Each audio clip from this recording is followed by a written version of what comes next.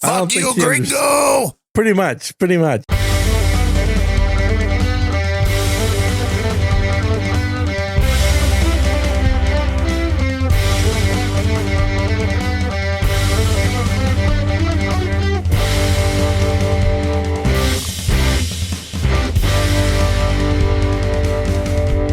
Yeah, I thought you needed the theme today to wake you up. It's episode 156.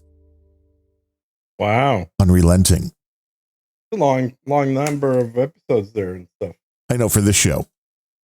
As I posted on X last night, we are the show with all the answers, just not to the questions you have. That's true. Well, I'm back from Mexico. It was a good time. Oh, in Mexico. I thought you were going north. Yeah, North Mexico. Yeah, North Mexico. Hey, North Mexico is the best place to go in Mexico. Got my Polish treats there in the Mexican store. That was good. You bought your Polish treats in a Mexican store. I don't know why. It seemed like everything that was for sale there was either made in Poland or Belarus. I don't understand why. Is this code? Are you really? You mean Moscow? You were in Moscow, not Mexico, you mean? You were there. I got a tan, man. Of course it was Mexico. You were getting Vlad in on the peace talks. Well, I'll tell you one good thing is we finally got fucking China to ban DJI sales to Europe. So woo! That was an accomplishment. Those drones are everywhere, my friend. Yeah. And I know there were some in the troll room. I think Tom Tomsky. There were a few people looking for Sergine suicide watch due to the price of Tesla stock. Has that gone poorly as of late? It has. Amazing. But with Elon talking about things, it's gone poorly. Yeah. Just because Elon's slapping off at the mouth. Like, dude, what? Yeah. The only thing that makes sense is the theory that No Agenda had, which was it's all a scam. It's all a setup. Elon and Trump are having fun with the rest of the world. Now, I noticed like right when that happened, crypto really went down. It's like this could have been a pump and dump for a variety of things. Right now, if you and I said, hey, Gene, in like 20 minutes, let's like rage quit. Let's have a really big fight and fucking just blow up at each other and then rage quit. 95% of the people that hear the rage quit would not know it was a setup. Even though they may be listening right now and we're saying UCSB. Right. It's going to be a setup. Watch for this. It's going to happen. Well, I think that's delusional. I think ultimately what you have to keep in mind is you don't get to be a billionaire, even a minor billionaire like Trump, without having an ego. And that ego, I think, is the key to the explanation of what's going on right now, which is to say, a Yo Mama So Fat contest by a couple of the richest guys on the planet, one of them being the richest guy on the planet. Yeah. I mean, I get it because I hate to lose when I do stuff. And then if it's something that if I'm good at it, it's fun. Yeah. And I know I'm mentally there that for this one thing, been playing a little bit lately. It's a game called The Immaculate Grid. And I haven't watched baseball in years, but that's irrelevant. Because the Catholic game sounds very Catholic. It is very, very Catholic. It's a grid of 9 squares, and it has, of course, the column and the rows. And the Trinity, of course. It's the Holy Trinity, exactly. And the row or the column can be anything from a team in baseball or the history of baseball, or it can be a stat, or it can be a position, and you have to match. So if the column is the White Sox and the row is third baseman, well, then you have to put in a third baseman that played for the White Sox. Yeah. Well, that's all right. I'm playing a game where we have the Pyramid Trinity versus the what are they called? The Holy Vision of Pontifex. So there you go. Sounds way more fun. But see, my wife is way better at this game than I am, and it annoys me because I like to win. It should. And it's like I realize girls aren't supposed to be any good at video games. Everybody knows that. Well, and the interesting thing is it's knowing like what teams players played for. And I'm thinking this is very visual. And I'm like, I could give you the Victoria's Secret lineup. I mean, that's when I won the a company that I worked in like 30, 40 years ago, whatever it was, when I won the the bracket Super Bowl thing. Yeah, that. Yeah, the Super Bowl by bracket. randomly filling in numbers.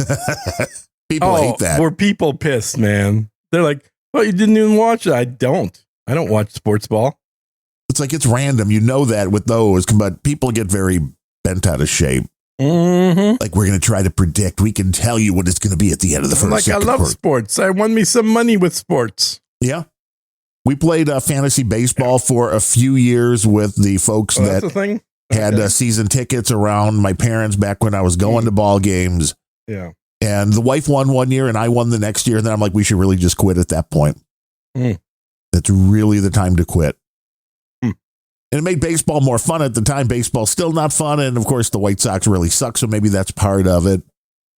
Could be. But it's like, I got a technical question for you. 35. Are the White Sox, or have the White Sox been called the Sox around your neck of the woods? Sure, because around here it's the Cubs or the Sox. Yeah. Okay, good. Because there was a commentator that I was watching that was listening to a report from a local broadcaster. And when she said the Sox, that commentator made fun of it. It's like, you don't call it the Sox. It's either the Red Sox or the White Sox. There's no such thing as the Sox. Of course there is. They made a big deal about it. Do you think the Boston people even consider the White Sox? They're just like, no, the Sox. I mean, of course, then it's the Sox. The Bears.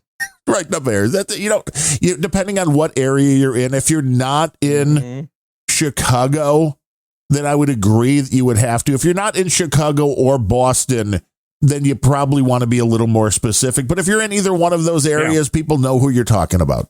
Well, you should let JCD know. It's like the Sox. Like, no, that's all it is. The Sox, the Cubs. JCD, man, you got a lot of airtime last No Agenda. Got a lot of love because we gave JCD some information on the Flux model, which I was looking at the one site that I use that I had been generating everything on Flux on, and I haven't done it in a while since I got the Mac. And I want to try. Well, you can do it locally as well, which is fun. But that one didn't quite have the context version yet, which looks like a very exciting thing if you really want to fuck with somebody. And that was what I sent to JCD because it's very good at editing photos, meaning it's already very good at creating people, and it's already very good, or the technology is there, if it's not, to swap the face afterwards. But since it can, you can't even find porn with actual porn stars anymore. Right. It's all porn with like non-porn star heads. But like, here's the thing. It's one thing if you have a photograph of somebody in a compromising position, somebody's husband, somebody's wife. But if it's in a random area that they're not familiar with, you'd be like, that's probably fake. Now, if you can start making these look like they're in their own bedroom or their own living room because they posted photos of these rooms, and every little detail, the AI now goes, I can recreate this. Very interesting for blackmail. You cannot believe anything you see anymore. And it does. Goes to show you we're living in a simulation. It seems like it, or at least while it may not be a simulation, we have reached the point where nothing is proof. And I think that is enough to totally fuck with a human brain. That somebody can put something in front of you that sounds like somebody saying something. Somebody can put something in front of you that looks like you see somebody doing something. You can no longer believe those things. Which also lets people get away with shit. You could be fucking around all day long. Your wife's like, hey, what's this? I don't know, deepfake. This is the politician get out of free card, which is also That's scary. What she said when you asked for dinner. Exactly. No, she's never made dinner. My wife has made dinner like 10 times in 25 years. Exactly. Because I don't want to die of poisoning. It's mainly the reason. And I'm a much better cook. That just guaranteed another 0 dinners in the next decade. Right. Exactly. She knows how to make reservations. I know when she'll try to poison me when she makes me dinner. Yeah, do not let it happen. Always be on the offensive. But yes, the AI is taking over. Poison and her? Was it who? Well, you said be offensive. I said poison her. Well, I guess, right. That's the other way to go. Be just defensive. Always be one step ahead. I was thinking about that because, there's always, like in a MacGyver, they had these things and there's ways of MacGyver setting off a fuse. What was the guy's name? Dean Johnson or something? The Dean Anderson. Dean, yes. Dean Stanton Anderson. Stanton was the older guy, and Richard Dean Anderson was the Richard Dean Anderson. I think that was MacGyver's name. Yeah. And there's always like these very inventive ways to like set off bombs or have things go on.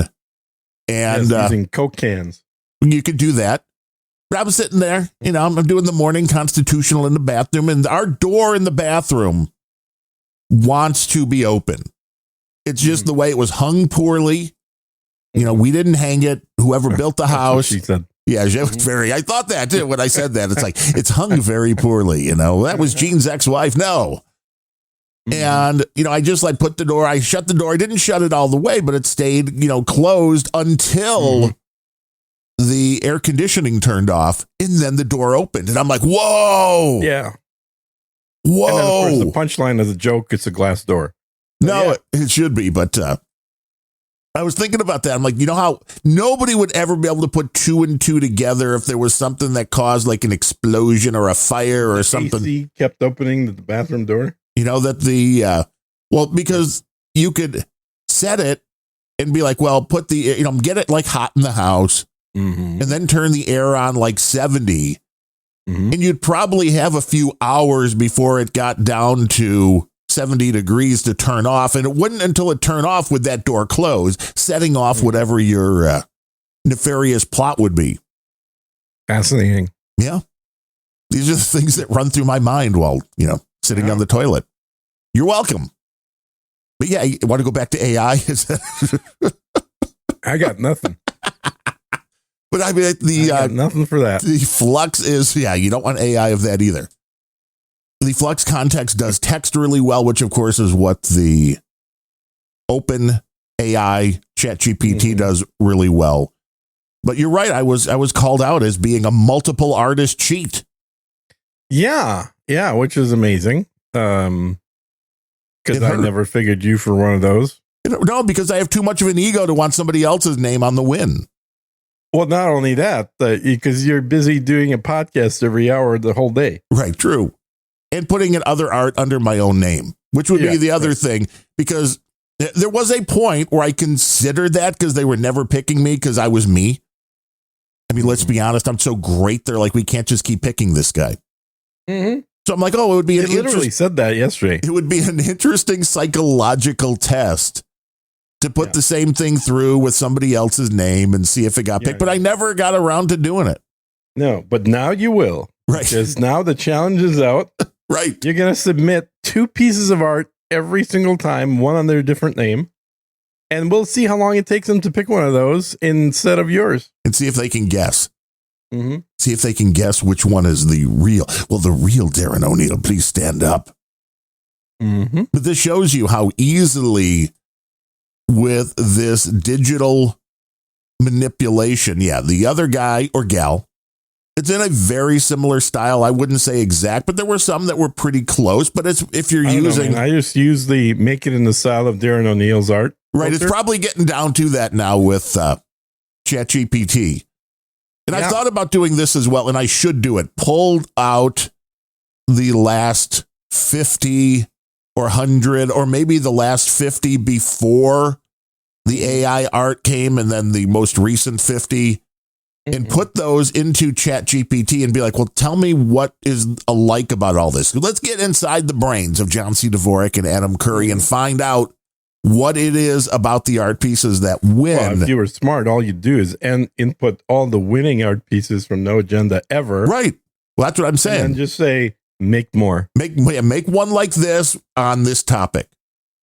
Boom. No, you don't even care about the topic. Have it listen to No Agenda. Listen to the show. If anything is mentioned that sets you off, boom, pull this out. Which is the one thing the AI has not been good at up until this point, because we've tried that with like Unrelenting You're like, make me an image to represent this. And then it tries to get everything mentioned into the image. You have to be very specific, like take a main topic, take the funniest topic, take the topic that they laugh the most about. Oh, you have done this. Okay. This is how you would narrow it down. Mm-hmm. And it's like one of these things that's all about the prompt, which I don't know if something I've always loved. I've never tried using AI to generate it, but it would be great at it is a word cloud where the size of the word is affected by the repetition of the word. Right. You've seen those, right? Yes. Mm-hmm. I'd be cool to generate one for every podcast and then just use that as cover it. Do it automatically. Do it automatically. Well, yeah, obviously. Mm-hmm. And before we talk, I don't know if AI has been programmed with a word cloud algorithm. Well, if not, you can do it. Just tell it. Listen, transcribe. Yeah, but getting it to do words spelled correctly in different sizes may be an issue. True. That is the one place it had issues, although they're getting much better with the spelling. Well, what they need to do is actually just build a model just for words. Did you take your pills yet, Gene? Did you take it's the simultaneous pill take? And it's in honor of give me 1 second. Scott Adams, who does the simultaneous sip. We do the simultaneous pill and or supplement taking. I'm running low, man. That sounds like there's only about 5 more in here. Well, and it's something with the AI that No Agenda has talked about a few times, which is as far as the AI writing, they're like, oh, you can always tell. You can always tell. You can always tell. You cannot. No. Because except for the invisible spaces that it puts in now by mandatory, but yeah.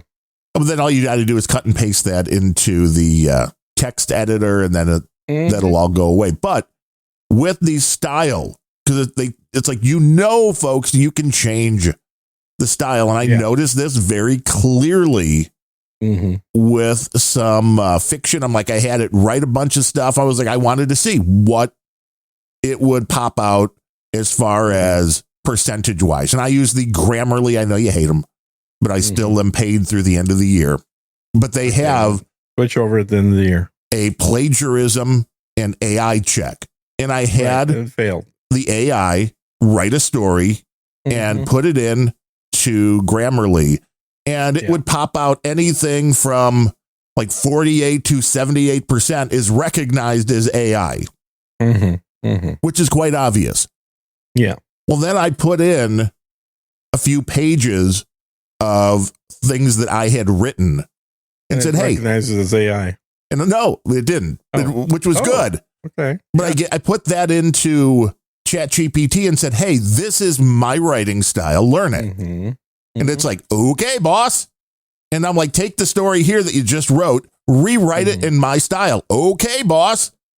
0% AI recognized. Nice. So it's like, this is, if you're looking to, college students, listen up. Yes. As long as you teach the AI your writing style. Yeah. You're probably you have okay. To have one. Yes. Well, this is true. Might as well teach it somebody else's writing style. Right. Or have somebody, your friend, buy some of your friends' work and feed it into the AI. It's just got to be a human style, though. You realize that's exactly what they did as well. Yeah. Then they put it in. No one ever does anything anymore. It's all AI driven. Then they put it in. The latest estimate is 43% of all internet traffic is AI now. That is not hard to believe. Yeah. It used to be porn, but well, now it's AI. Men are getting less testosterone and the AI is taking over. Yeah, but how much is AI porn? Well, we don't know, do we? No. Because we don't really know its preferences. Well, that is and there's been an issue with porn, guys. Come on, let's be honest. OpenAI has trans porn, but let's be honest, guys. Grok probably more like big boob, big dick porn. Well, that's what Elon likes, obviously, if that's on Grok. This is what Elon is trying to create each and every day. Should we talk about the Elon there and stuff? We could, but I was just going to say, the problem with porn overall for a lot of guys is, one, The women are not attractive facially. True. And AI is the fix to that. You pop on whoever's face you want. AI is way more attractive than real women. True. This is also, you can create your own woman. Yeah. But the technology is always now there to do the deep fake stuff. And I know there's laws that are trying to come out and they drive me nuts because the people that are trying to pass laws about deep fakes have no idea what they're talking about. They don't. They have no idea the genie's already out of the bottle and these harsh punishments you're coming out with. You realize it's going to be a 12-year-old making a porno of his teacher. Yeah. Are you ready to put the 12-year-old? We all did in our brains back in the day. Right. Are you ready to put the 12-year-old into county? That's what I want to know. I think they are. They think they are. They're like, oh, it's all to protect the children. No, it's the children that are going to do this. That's why children keep getting arrested for child porn. Yeah. Because they take pictures of themselves and then get arrested. Oh, this is the greatest FBI sting ever. Have an underage child send in a nude photograph and then arrest them. It's the AI honeypot. Well, see, I would arrest the parents. I would do that if I was in the FBI, and then I would arrest the parents and see, your kid should have never had a fucking device in the first place. They're not ready. The schools hand out devices now. That is just, no. Genie's out of the bottle. There are schools that are giving kids phones or just laptops. Most schools or are giving tablets. Kids laptops, tablets, and other devices. It's like, this is just wrong. Kids do not belong on the internet. It's ruining their childhood. It is. And the other thing was, it was the Florida law that a judge just slapped down. But the guy from the Florida government, I don't know if it was the attorney general, somebody in the office, was like, the quote was, these social media companies do not have the right to addict our children. I'm like, yeah, they do.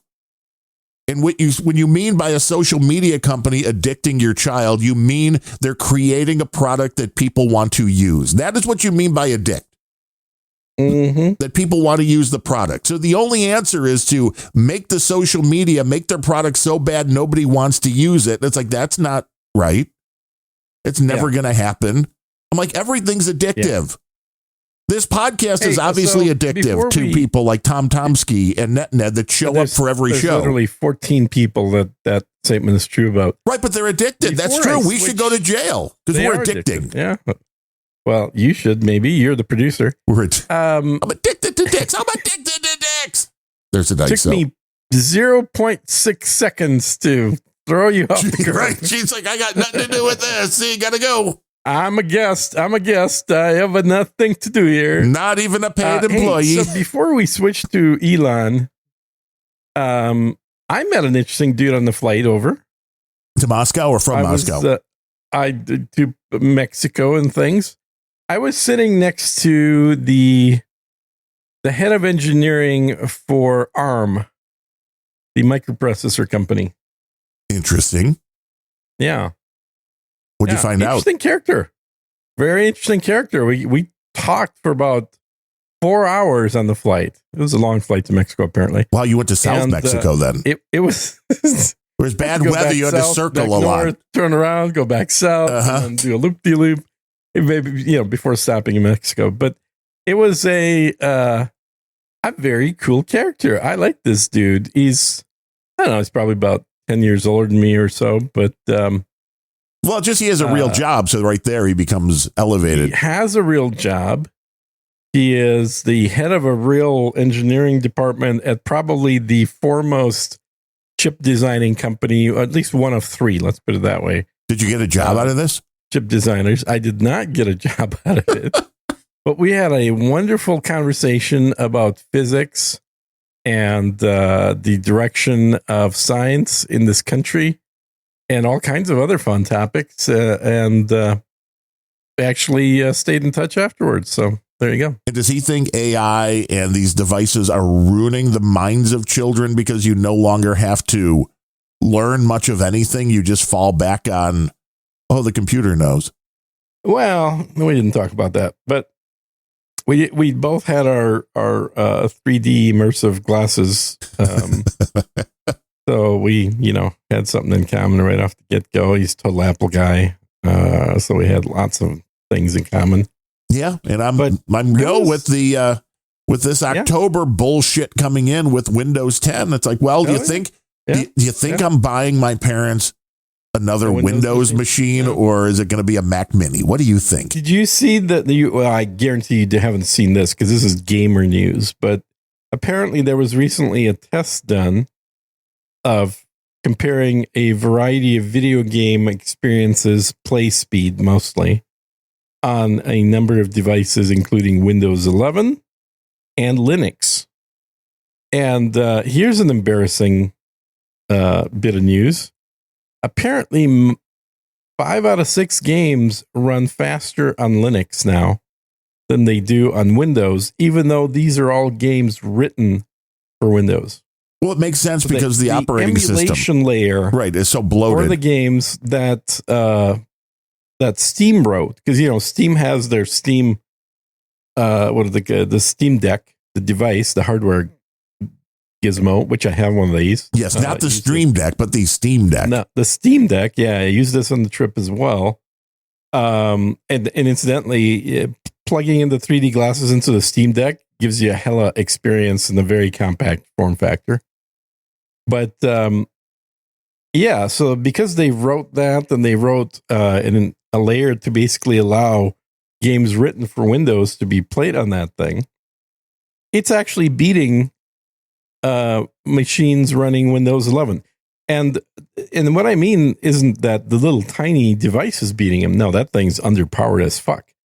But if you load in the Steam OS on the same machine as the machine running Windows 11, right, with the same specs and everything, right, equal hardware, the Steam OS version, the game actually runs slightly faster, which is crazy because it's running through an interpreter layer. Right, it's emulating it, but it doesn't emulate the bloat that comes with Windows 11 now. I mean, imagine like you're getting one of those emulators for the arcade game machines. Oh, those are great. Play 99 million games. Yeah, exactly. And it is wild. Is our minimum of 5,000 sats to read a message now live on the air? At least. Yeah. To see Brooklyn came in with only at $105,000 US dollarettes now. Yeah, see Brooklyn. We should really start calling the US dollar $1 Probably. But see Brooklyn 5,000 sats just says everything is fake and gay. So I mean that is. Well, he's not wrong. yeah, that's Thank true, you. Yeah, I mean I'm glad that he's sticking to the announced minimum amount of sats for a message read. And he's also not sending in advertising. So there you go, CSB. Right. You learn something from C. Brooklyn. That's right. But that is, the Windows is gone horribly wrong. Yeah. The amount of advertising and the amount of data collecting. Oh, it's off the charts, man. And I know there are ways to... It's literally watching everything you're doing on the screen and sending a copy back to Bill Gates. Right. Well, that's their brand new thing again, which I guess is launching again, even though they pulled it like a year ago. And allegedly... It relaunched yesterday. It's opt-in, but... it's not really. Very creepy. Very creepy. Yeah. That, we're going to take a photo of everything going on your screen every X amount of seconds and then put that into a database and do optical character recognition so you can search for very important things like, hey, what was that recipe Aunt Julie sent me? Mm-hmm. But you got to know what the thing is looking up. You got to know who has access to it. And they're always going to tell you. Agree with JCD's assessment of TikTok cooking videos. That was hilarious. That they're just really, really bad cooks. Did you listen to the show at all yesterday? Yeah, except for when you called me right in the middle of it. And I'm like, Gene, no agenda's on. He's like, fuck those guys. And I'm like, whoa. I said no such thing. I said, yeah, I'm listening to No Agenda in my other ear. Right. And I noticed that you're getting mentioned way too much. I get one lousy mention. You get like half an hour segment. I am a quality producer of the show, though. So the amount of quality material that I've added way outsurpasses. I don't know. I mean, given the value for value model, I think you owe them. Maybe. With the gaming and everything else, it's interesting because the video card guys seem to be pushing. I mean, their bread is all of a sudden more buttered by, it was crypto, now it's AI. They don't give a shit about video games anymore. They just want the money. They just want to sell the product. They want to be able to sell it for way more than it's worth, which I mean, I get. Yeah. But that's why AI bros have taken over the crypto bros space. Right. It's like, oh, thank God the crypto thing's over. We're going to be able to buy the latest video cards. That's what I was thinking. MSRP. Drop back down to MSRP level. Nope. Nope. No. Although, the one company that's not been doing that is Intel. Radeon, which is, of course, part of AMD. Oh shit! Yeah, AMD. Yeah, exactly. So they're part of them, have been for years, and so their cards are no good for the crypto / AI because they don't contain the same kind of WYSIWYG doodad kind of hardware that I don't know why I said WYSIWYG that the NVIDIA cards do. You're getting deep into the weeds there. People are like, wow, this is very technical talk. The super tech, yeah, just the wrong kind of tech, but it is tech. But and so their cards are more reasonably priced, like similar gaming quality performance video cards are about 2/3 the cost.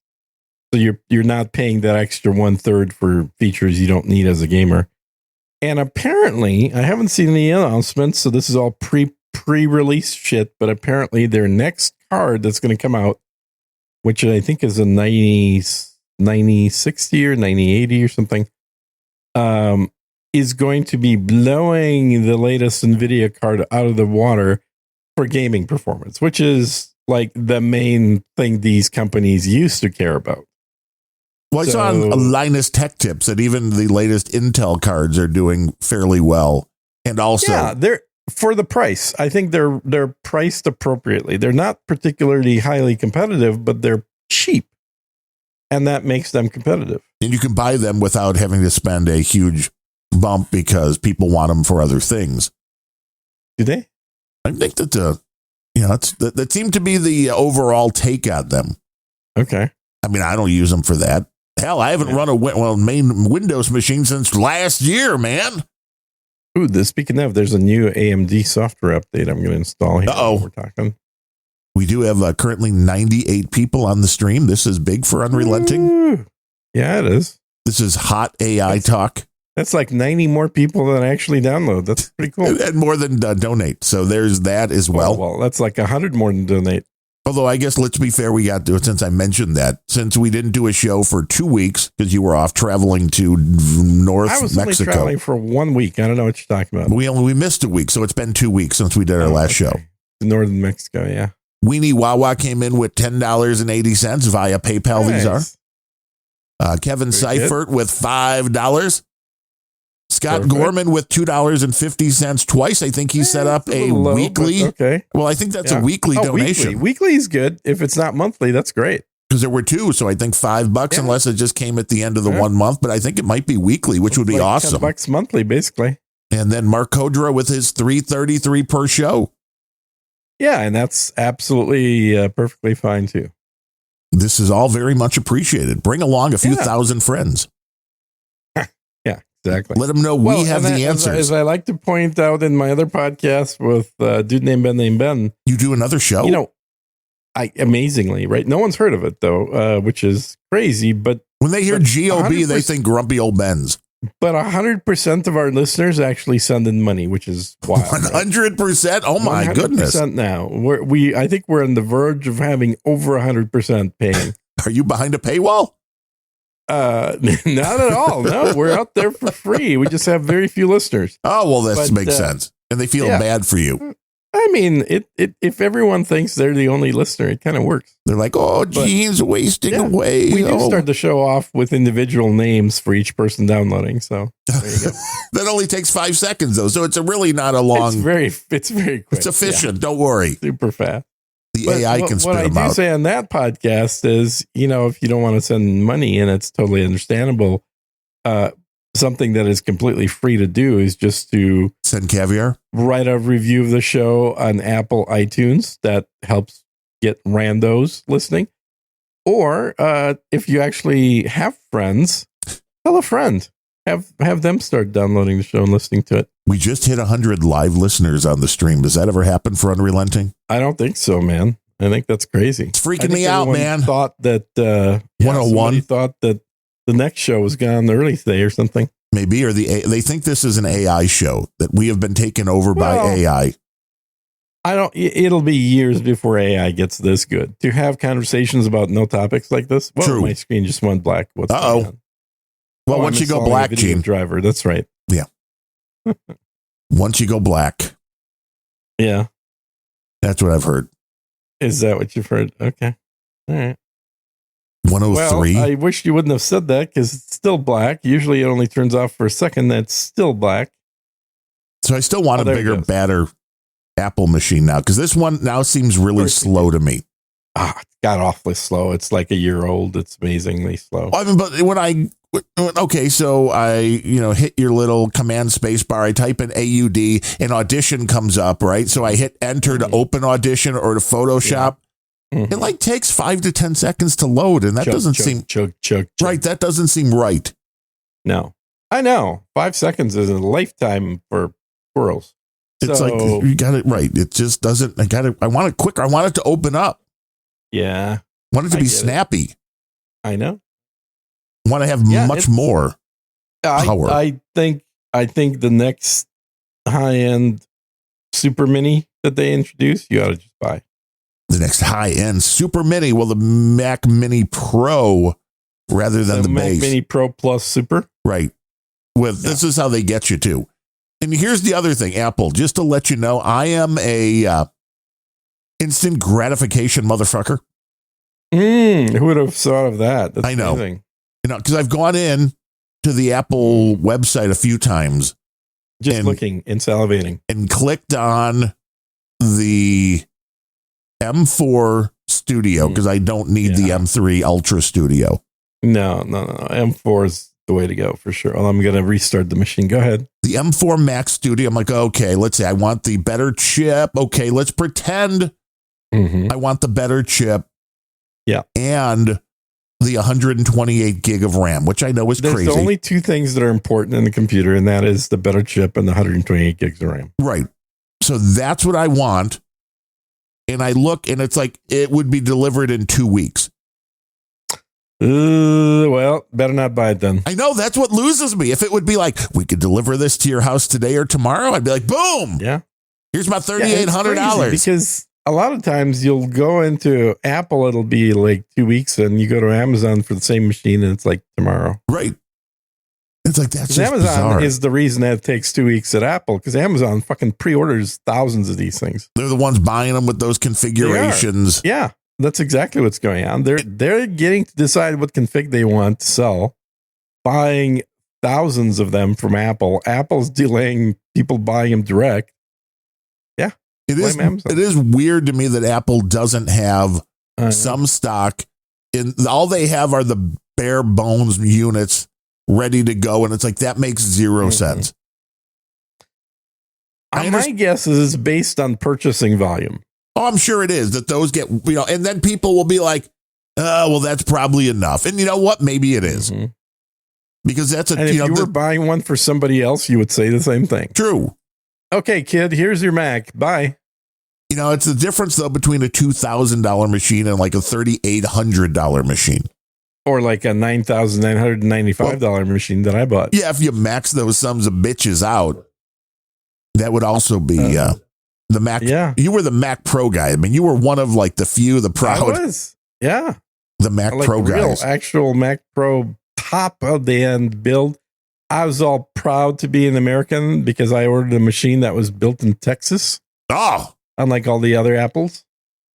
And Mac Pros were built in the facility here in Tejas in Austin. And you were blown away by the capabilities of the machine. And except that it took them 7 days to deliver it for some reason. Right down the street. It comes from China in 2 days. Very weird. Yeah, it only took under a week to get my Make Ireland Great Again cap from China. I mean, it left on Monday. I think it was here on Wednesday or Thursday. I mean, it was quick. That's awesome. And how much tariff does Trump charge you for that now? I think this was before the tariffs got hit. So I think we got in right underneath. Yeah. But he had a 90-minute phone call with Xi just yesterday. Yeah. Well, he should have had a 90-minute phone call with fucking Elon Musk is what he should have done. Though that's going to be next. I still think this is all just a theater to do something. I don't even know what anymore because it's all so crazy. And well, I don't know, man. I mean, accusing Trump of being a pedophile is not really theater. Well, he didn't say that. He said he was in the report. Sure, so implied it. Well, see, the reason you can't see the report is because Trump's in it. This is the intriguing part about it because he's not lying. So people then can't come back afterwards and be like, "Oh, you were lying." I think it was our buddy No Beret that pointed out. He's like, everybody knows that Trump was on there. He actually testified against the Epstein, and he was on the flight log. He was on the flight log. This is Gene speaking. If anybody from the 3-letter agencies are listening, I am not implying or saying that the president of the United States was diddling anybody. Just want to be very clear. Okay. Technically, he wasn't diddling. He was grabbing him by the pussy. Well, he said that he was talking third person. No, he was talking third person. No, we don't. He was talking third person in that one. You got to look at so easy. Just the specifics. You have to always look at the specifics. The part that was cut off in the version you heard was when I go to Epstein's Island. Right. See, right. That again, this is Gene, everybody. 3-letter agency. Follow the IP in Texas. Follow the IP in Texas. Crank podcast. Crank podcast. Texas, so joke's on you. He's live from Mexico. No, I mean Moscow. Yeah, the northern Mexico. See, it was very specific. Funny. It was very specific. Yes. You just grab him by the pussy. And again, it annoys me because I am a stickler for the facts and the specifics. And as I can tell, as best that I can tell, you're not kidding anybody. You're Irish. The Epstein, the youngest girl was 15 and well beyond pedophile range. Now, creepy, freaky, illegal, yes. But not now, technically, and here's the bit everybody glosses over, is not illegal in the Virgin Islands or wherever the fuck his island is. Right. Which, again, does not change the perception and of everything. Double the age limit in the Vatican. So, right. Well, now Gene's going straight to hell as well, everybody. I'll be waving. Not my fault that Vatican's got a 9-year-old limit, which incidentally is double the limit in Islam. See, now the greatest thing is every bad thing I've ever done in my life, as long as the White Sox Pope dies Muhammad, before me, I've got it Muhammad in. Had a 6-year-old wife, right? No, I did not. I do not. Yeah, let me send you a picture. Again, this is Gene. If you're a jihadist, Gene is who you're looking for. Probably not the first time either. I'm just saying. Gene, the jihadists are looking for you. Just look for the guy with the really long beard. In northern Mexico, I'm the only one that looks like that. And yesterday, my first year, I've gotten better because of, I believe, learning from the Uber troll that is Gene. I posted something on X yesterday just because I'm like, well, Elon wants us to believe this, but then why didn't the Democrats use it? Which I think is a valid question because you didn't have to release the whole thing. You could have heavily redacted anything that might have hurt people in your party. Yeah. You could have just released the half page or whatever that had Trump on it. And one of the no agenda dames, like, because it would implement him too. Are you this simple? Or maybe it was, are you that simple? Either way, my first reaction was to type in, are you that much of a cunt? But then I deleted that and thought better of it. But I'm like, you know what? If you're going to have that kind of attitude, like, well, obviously because of this, are you that simple? I mean, like, are you that much of a fucking bitch? I mean, that is my initial Irish response to, and I think rightfully so. It's like, what? And this was Dame who? Dame something or other. You can look it up. It's on X. I don't believe I've ever had any conversation with her. She's following me. I'm following her, but I don't remember any other conversations. So like, really, this is the first thing you're going to like say that somebody's going to remember? Like, are you that simple? Well, yeah, probably. But what does that have to do with anything? And what is simple code for? Gay? I think stupid is what you're looking at because, well, obviously because it was Biden would have been. Biden's doing it. He would have exposed himself. And no, I mean the problem is Biden never actually sleeps with anyone. He just smells them. He just sniffs their hair. Even his daughter. So what about the daughter? Rock, is Donald Trump's name mentioned in the Epstein files? The answer is yes. Well, we know Donald it is. Trump's name is mentioned in the Jeffrey Epstein files, right? Which was public record for years. So it's nothing new. Predominantly in the documents released by Virginia Guilfoyle in 2015, defamation lawsuit against Ghislaine Maxwell. Don't forget Prince, what's his name? Edward or... Edgar. Yes. Edgar Winter. Prince Edgar Winter. Very white. Albino. Yes. It's a very weird fetish. That's what we talk about here on Unrelenting. But to be fair, you remember who his ex-wife is? Ex-wife of who? Of Prince Edgar. Prince Edgar. No. It was that redhead chick that used to do infomercials back in the 90s. That redheaded chick that used to do infomercials back in the 90s. I feel like we need a Jeopardy type theme. Dun, dun, dun, dun, just to make sure we don't get sued. Right. Do not get close enough to the melody. No. We will take you down. Yeah, Jeopardy might take you down. Yeah. What was her name? You remember her? She was all over infomercials back in the day. Redhead infomercials. Was the first divorced redheaded chick. Really, the first redheaded chick ever to get divorced? Oh, come on. She's got 2 daughters that have recently been married. What are you talking about? God damn, what is her name? His ex-wife. Prince Edward. Prince Edgar's ex-wife. God damn it. How do I not remember her name? She was all over the place. She wasn't that bad looking for a British chick. Was it Kathy Mitchell? No, God, no. No, what is that? Yeah, I mean, it's Becca Pruitt? No. I mean, this is all that the AI knows about redheads and infomercials. That is horrible. That's not even close. Fergie? Yes, Fergie. Ned, you're better than any fucking AI, brother. Yeah, Fergie, he knows who I'm talking about. I didn't remember that Fergie was, although, I mean, I guess. I don't remember ever seeing Fergie in an infomercial. She was in infomercials in the 90s all the time. What was she selling? Her bathwater?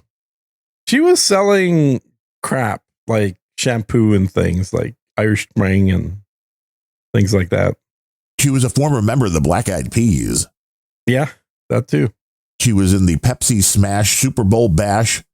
Yeah. Mm-hmm. She was for candies, only at Kohl's, Firkin commercials, Avon fragrances. Okay. See, what did I tell you? Dr. Pepper Cherry, but I don't think this is like infomercials. Do you mean commercials? Yeah. Because infomercials are the late night 30-minute thing. Yeah, fair enough. Commercial, infomercials, whatever. We're trying to sell you jeans and book collection right here, everybody, on Home Shopping Network. Books. I was a sucker. I fell for that shit. The one where, hey, I'm Don LaPrey. I'll tell you how to make money in your mailbox. Just send in $89.99 today. Oh, it's worse than that. I wanted to buy my own collection of miniature people. Who doesn't want miniature people? Who would live in my aquarium and worship me. You wanted to be a god. I mean, if you insist. I mean, if you have to, like, I can take you out in one. I'll just turn this. Could do that. Turn that filter off and you'll all die. Mm-hmm. Yeah, Fergie, man. Of course. If you were married to Fergie and then you got divorced from Fergie because, you were mostly looking to sleep with younger women, why would you not go to Epstein's Island? He was providing a service at a fair price. Yeah. And anyway, if somebody actually wants to release the Epstein files, then the Mossad will get around to it, but not until they decide to. It is an interesting thing to see the Dan Bonginos of the world, who, again, I thank him for his service. They hate government, man. Everybody I watched that got invited to Trump's we're going to clean house administration, fucking hates their life right now. We did not expect the swamp to be this big. Well, and it's like people pretending to know things that they don't, which is pretty much every other podcast out there. Huh. And including, Bongino with his, oh man, we got to keep the pressure on. They're hiding the Epstein thing. There's no way Epstein killed himself. We got to keep the pressure on. We got to keep it on. He gets the job, and now it's like, okay. Well, right. Epstein seems to have killed himself. It's like, oh, dude, come on. How do you live with yourself? Themselves with their hands tied behind their back is huge. He's very talented to be able to do that. He shot himself in the head while his hands were handcuffed behind his back. He was trying to do a David Blaine impersonation. And just failed miserably. Yeah, went horribly wrong. But I find that just to be funny. It's like, because again, I know it's fun, and this is where the world is going. I think it was our buddy C. Brooklyn that came in with the boost a little while ago that pointed out a couple of weeks ago. He's like, hey, terrestrial radio now is going full conspiracy theory. That's where they're making money. This is popping up way more than regular news, even on the regular radio now, because that's what people are entertained by. And people don't really want news. No. They want to be titillated, and they don't really want the reality. And then, no, in video, what they really wanted was legs. Well, especially, that's why Fox decided to be very popular. Yeah, because no one gives a shit about the news. They just want to see legs. And you're like, oh, well, if I'm going to watch the news. And that crowd is turning 90 this year. And they're still watching terrestrial TV. Because I watched a little bit of Fox on my northern Mexico trip. And holy shit, dude. 100% of the commercials are for people with disease. Oh, yeah, it's all Literally, drugs. Every ad is a drug ad. And the ads that aren't drug ads per se are ads about reverse mortgages. Well, this is why RFK Jr. has to be very careful, because they will try to take him out, the drug industries. Oh, yeah. Because he will cost them a lot of money if they can no longer advertise their wares directly to the consumer, which they never should be able to. Anything that your doctor has to write you a prescription for. Pill. Right.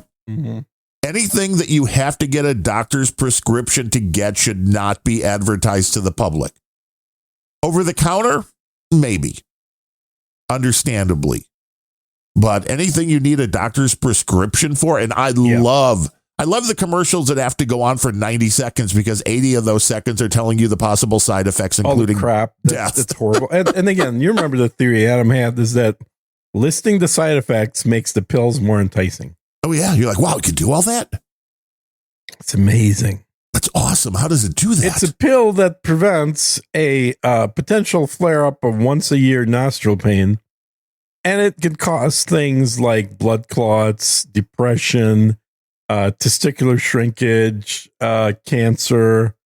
I mean, the list just goes on and on and on. But you won't have that one blood clot in your nose that pops out once a year. Right. That's amazing. Anal leakage and death.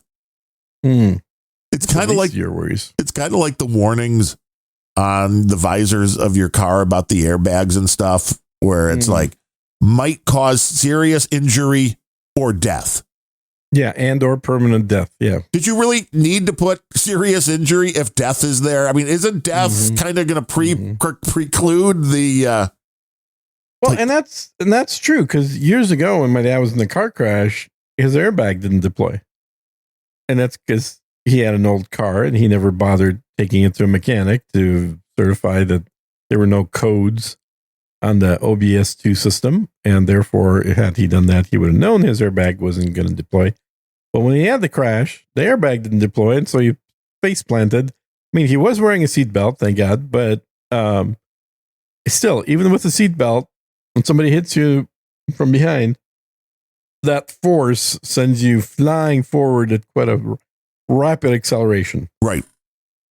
And it's that quick stopping that will get you as well. That's what killed Dale Earnhardt. Yeah. If you see the video of his crash, which so it wasn't an acceleration. It's it's hitting the wall head on, do it, and not having the restraint. And it was interesting. I mean, again, they just had a huge documentary on Earnhardt, which I enjoyed. My dude I was sitting next to yesterday in well, everybody knows I fly first, but a dude I was sitting next to yesterday was watching that show while we were flying back, and this guy, I don't know what he was doing at first. He didn't even have a set of 3D glasses on. Oh, what an idiot! I asked him, "Is there a reason you don't have a set of 3D glasses with you? Would you like to borrow my spare set of 3D glasses? I got a spare. Nice. Yours? Would you like to see my 3D glasses guy got me this spare set right before the trip because I figured, one might break without at least 2 sets. And I need a 200-inch screen floating in front of me. I do. It's amazing on an airplane. That's what it's for. And he said, "Oh no, my phone has the lightning plug in it." And I looked at him and I said, "I'm sorry." And then I put my headphones back on. It went on to what you were doing. Mm-hmm. But it was a good documentary, and they showed. You can't be helped if your phone has a lightning plug. You're living in the previous generation century. Old Apple, very, very old. Mm-hmm. Even my Apple, whatever it is, has the... no, actually, it doesn't have the USB-C. It's still the lightning. See, there you go. Mm-hmm. Yeah, that's the problem. Old technology. Yeah. But the wreck, when it happened, didn't really look all that bad. I mean, you've seen wrecks in NASCAR where the cars barrel roll and they burst into flames, and those all look so much worse. Actually safer for you. Yeah, because it's slowly bringing down the force, but it was that head on into a wall that didn't move without having a restraint system.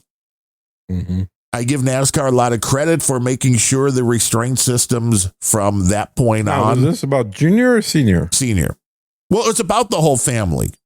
Okay. So it was kind of a, touching on the history of the Earnhardt family through Junior and his sister, who that's the one thing I learned, has to get the award for best sister in the universe. Really? For her relationship with Junior, that they were so close. Now, when Dale Sr. got married to his latest wife that he had, mm-hmm. I mean, they didn't really know what to do with Junior, so they sent him to military school. And he was a scrawny little kid. Mm-hmm. And always, I'm sure, kind of a smart ass. So he got himself like maybe a little gene, into a little trouble, with the, kids. Hey.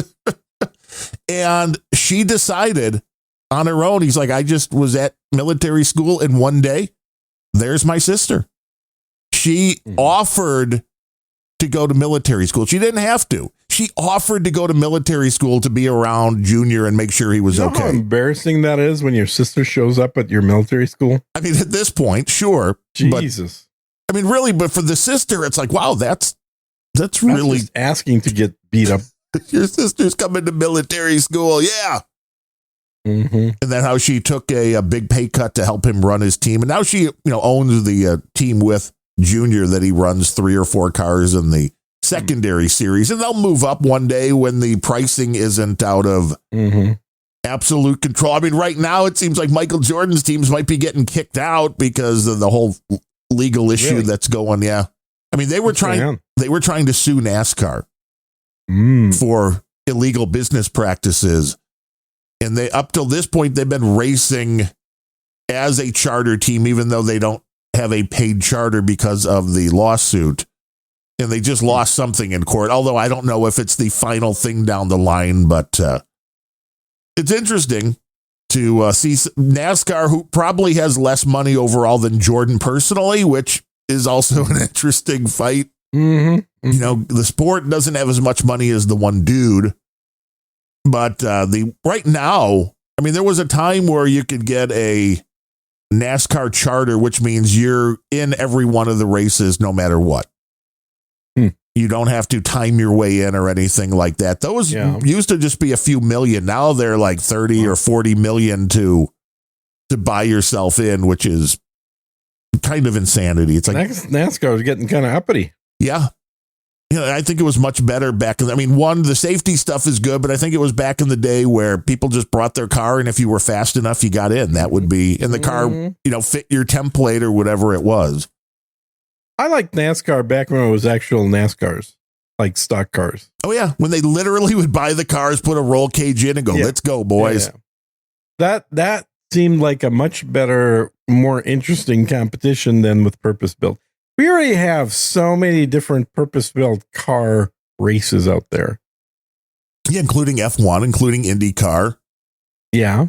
The NASCAR road races and all kinds of stuff. I understand the concept, like, hey, we want to be able to advertise our brand. The funny thing is, Chevrolets, up till this year, are still racing Camaros, and I think Camaros stopped being produced like a year or two ago. Like, whoa, what the fuck are you doing? One, if you're going to keep racing them, at least make 5 or, something. Well, they should. I don't understand why they don't just, it's GM anyway. They should just race Cadillac. Be like, this wouldn't be a bad idea. Race whatever you got. Right now, they've got Ford, Chevy, Toyota. They could probably use a few more manufacturers brands involved in the sports. I'm surprised they don't have any European ones. They don't have a Beamer or Mercedes or anything. That's weird. No. Now the irony in all this is that both Mercedes and BMW, and for sure Mercedes, have semi-mass produced, meaning available to the public, cars that are pushing 1,000 horsepower. Oh yeah. American manufacturers are at about 800. The latest, the only reason I know this is because Cletus, who is a YouTube dude who's been in a few of the ARCA races and a couple of the NASCAR races as of recent, was allowed to test drive the new Chevy Corvette, which had 1,068 horsepower. Nice. I'm like, holy, that's like wet your pants kind of speed. I don't know about that. That's like Tesla level speed that grandmas drive. It is, a very fast grandma. Sure. Let's see. The NetNet said they're still making the Camaros. It looks like, I don't know, it says the 2024 was the final year for the 6th generation, and I don't think there's going to be a 7th generation as of yet. It's always weird when these cars come and go. Like the Camaro, they've done that before. Like, oh, we stopped making them. Oh, we brought them back. Oh, we stopped making them. Oh, we brought them back. Yeah. I love my Camaro back in the day, man. It was fast. What I'd like to have brought back is a VW Carmen Ghia. A Carmen Ghia? Yeah. What is a VW Carmen Ghia? What does it look like? Look it up. You should look it up. Is it like a camper van? Nope. The Carmen Ghia for sale. Oh, you want one for sale? You can get one, Gene. You can get it remade. I know, but they're old. I don't want an old one. I want them to redo it. Oh, yeah. I've seen these things. They're like awesome. They're very cartoony space cars. Yes, they remind me of the early Thunderbirds. Yes, exactly right. That's exactly right. It's kind of a it's like you got 1950s action adventure music playing the entire time you're in the car. I think that's what you would need to do. Mm-hmm. Wow, here's one 1965 on eBay for $9,000. It's like no. Yeah. So everybody there were donate. Very, very pretty cars. They were the VW answer to like a Thunderbird. Makes sense because it has that look. European size, which I prefer. Some nice lines to it. Yeah. You can tell it's a convertibles from the factory. Well, then when you have an accident, you don't have to worry about airbags. God, no. You just go flying through the air. Dude, when I got my 64.5 Dodge Dart convertible, I was like, holy shit, this thing's awesome, until literally half an hour later, the brakes didn't work at all. There were no brakes in the car. And where were you driving and how fast would you realize this? Out of the dealership lot. Wow. And luckily I swerved back into the dealership to hit one of their cars instead of another car. And they said, "Oh shit, we'll take care of it." And then next thing I know, I got my check back. They're like, "No, we're not going to be able to take care of it." All right, they took the car back. They're like, "This guy can't drive. No brakes." How important are brakes to you in the vehicles that you drive? Because a lot of apparently no one checked the brake pressure as the car was just sitting there. Right. And a lot of old cars, the brakes are not the same as with new cars. So you do have to put a little more force into them. You also got to top off the fluid. That's also very important for safety's sake. Yeah. Yeah. It's a pretty car. I've always liked the Carmen-Gias. Maybe Elon can buy you one if you go to work for him. You can be like, "Hey, I need one of these all maxed out." It's a rear engine super sports car. Looks kind of nice. Yeah. I don't know if I'd fit in one, but you would. I mean, I could fit one around me. It'd be nice. You could, where would you take it out to get sushi? You put the car on like your pants. Right. It's easy. It's like you just hop outside. It's kind of like being in a recumbent bike. Except 4 wheels. Oh, I mean, that's okay. Grok, draw a picture of Darren squeezed into a Carmen-Ghia with his knees above the windshield. Right. Like you would not want me driving that vehicle. Mm-mm. It's like it used to be when I hated it. Being 6'6", it was not fun going to the ride in the go-karts with your buddies in high school. Oh God. Yeah, that would suck. I could see that. And it's like also you'd have to be like, "Hey dude, is there a cart that actually goes a little faster? Because I need a little, I got an aerodynamic disadvantage here." Dude, totally. I remember renting mopeds down in like Key West or something. And I was like, we all got the same mopeds. Mine seems to be the slowest. What's going on? Yeah, what's that all about? That's not fair-ish. No. So, yeah, it's kind of, But Boost right now, thing. Boost really big. G needs a new car.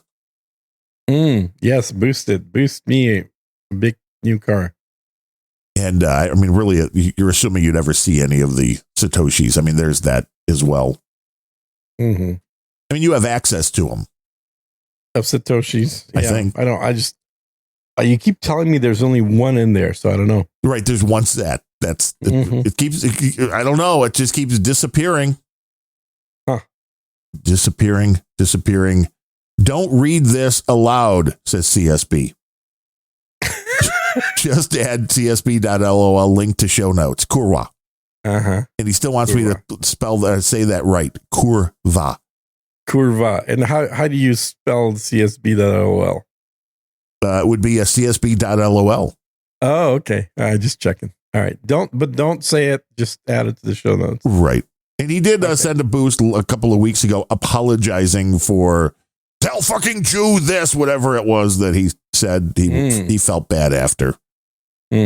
Allegedly. Not really, but he apologized at least. Yeah. I'm like, what? Okay. He's like, "Leprechaun, tell Jew this." I'm like, oh. Okay. Thanks, CSB. Keep being you. We're waiting for all these sats to keep going. At least they're going back up today. I feel better with the Satoshis going that's up. Good. We need Gene's Tesla stock. You were so happy with that Tesla stock. You should have dumped it at the high end. Well, the reality is Tesla's up 6% today. I bought some more yesterday. Oh, you bought the dip. Yeah, I bought the dip. Oh, Gene bought the dip. Yeah, I sold my Ford stock, bought some Tesla stock. Not a bad idea. I think you're going to see the Elon and Trump thing even if it is real, I think the makeup is already on its way to happening. I still think this was a test for something, though. I don't know what, but I think it was a test for something. But the more I see the Tesla videos of what these things are continuing to get better at doing, I'm like, it's going to be a godsend for somebody like me who has bad vision. Yeah. I mean, I can still see enough to be fairly comfortable driving in like the neighborhood here. Now, I would not want to get on an expressway with 3 or 4 lanes. Sorry. I'm so I just had Grok draw a picture of you in that car. It's a very good picture, I bet. I'm gonna send it to you right now. I had to literally LOL. Well, see, this is where AI, it has some soul. You can tell Adam Curry made you laugh out loud. I'll let you be the judge of the soul that it has when you see this. But there's something special. It's a very special kind of image. Oh, I like being very special. You like the special images? Yes. But I think being in a vehicle with all of those sensors and everything else that kind of or fully drives itself, although you can override it, I think that is a combination that would work really well for me. Mm-hmm. Like, hey, let me just get where I want to go. Well, there you go. There's Darren driving the car. Why am I driving it backwards? Look at the license plate. 0. There you go. That's the big O, baby. I give the big O. Oh my God. Oh, this is too funny. Hey, you fit in the car. Well, yeah. If you take this is called Grok doesn't know which direction the car is facing. This used to be when AI image first came out. This was one of the issues where it didn't really understand trunk, and it knew that cars have two sides, but it really didn't understand what made one side one. So you would see cars with two hoods. You would see cars with two trunks. I mean, at least this one kind of got the car right, but kinda. The seats are facing the wrong way. The windshield's on the right side, but the seats are facing the wrong way. I mean, you're assuming there's a seat in there. I mean, that's the other. Well, I think I see the headrest of the other seat next to you. Is that what that is? Yeah, because right below that is the mirror. Yeah, I get. Yeah, visible. That's a headrest facing the wrong way. It's pretty good. Good job, Elon. And it's come on, Elon, you can do better. He's like, it's free, assholes. What do you want? You trust this guy to make a rocket? Right. He's going to get you to Mars? Are you serious? Oh, God. Describe your edit.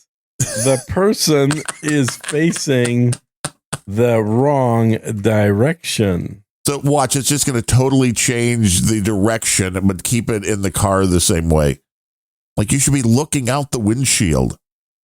Yeah. Yeah. Like it doesn't make a connection between windshield and front of car. No. It's the AI has not been trained on the right things as of yet. I'm also not sure about why the building has a mural on it in the background. Well, now it gave you more of a smile, but you're still facing the wrong way. Oh yeah, so those clouds, that's on a building. That's interesting. Grok. It is very artistic. It's taking its notions out, and it is a very abstract art. It's something, that's for sure. I think Grok has a ways to go before it achieves any kind of competition for the one you're using there for art, at least. The ChatGPT so far has been the best. I'm going to go back and try Flux again, but the ChatGPT is more than good enough for doing things like product mock-ups and that. It is really gotten a lot better with text. If you go to the